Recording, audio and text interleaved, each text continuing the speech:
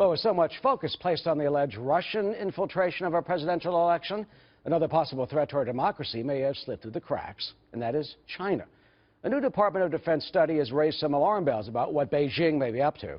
That report discovered the Chinese government is directing investment companies with close ties to invest heavily in American technology startups, mainly firms dealing with sensitive military technology.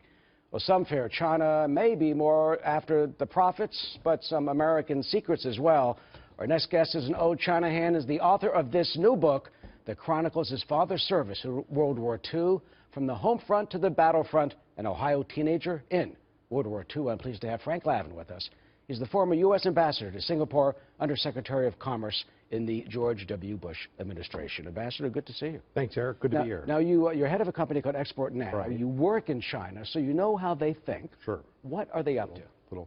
Look, I'm not surprised at all that we're seeing this story, meaning much of U.S. technology innovation has some kind of security or defense application, and we should fully expect that foreign countries would seek to acquire that legally or illegally. So the fact that we're seeing indications of Chinese companies, some of them that are government linked, investing in these startups and so forth, shouldn't be a surprise. I think really the burden's on us in the United States, our tech companies, our investment groups, the FBI, to make sure we've got the proper enforcement mechanisms, the proper protections in place. Do we have that now, and do you think they can pluck out our secrets? I think we historically have done a pretty good job with it, but I don't think it's fully up to speed to where we need to be in this tech age. Meaning historically, we have this CFIUS mechanism.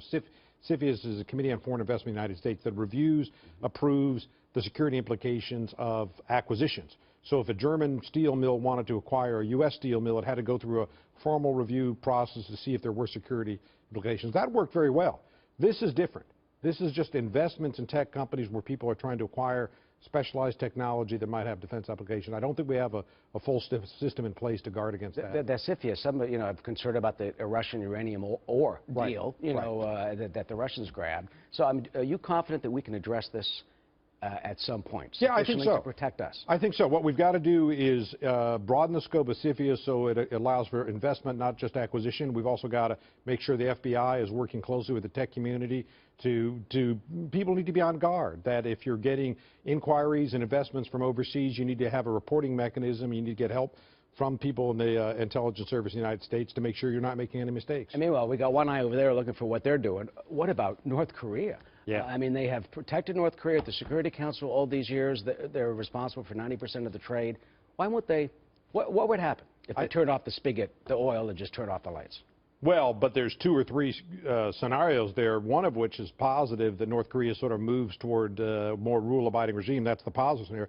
The less positive scenario is that there's economic collapse and then China gets the refugees, so they don't want that.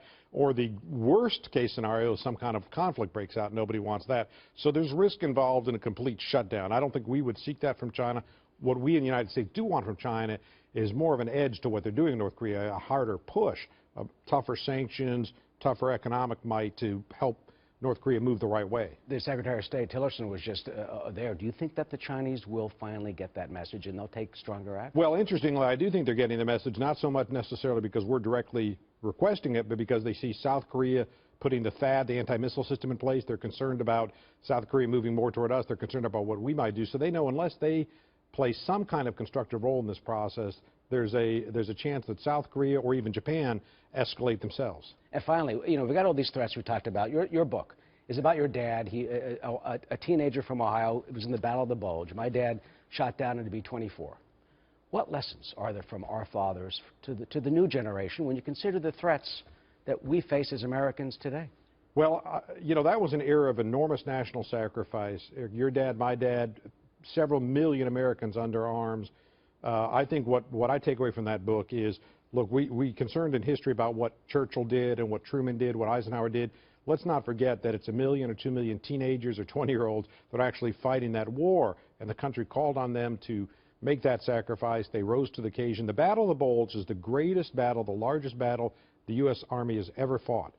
600,000 direct combatants, 400,000 support combatants. A massive 1 million people in one battle, 20,000 American casualties, 20,000 killed beyond the casualties and 40,000 prisoners. So extraordinary price to pay to hold that line and make sure Hitler didn't smash through the Ardennes. It's a tough story, but it shows you, I think, when the chips are down, your dad, my dad, rose to the moment. We can take inspiration and have aspirations from what they have done in the service in the past. Frank, congratulations on the book. Thanks, sir. Thank you for joining us, and we'll get you back to talk about China, because that issue and North Korea are not going away. Not going away. Of course. Thank you.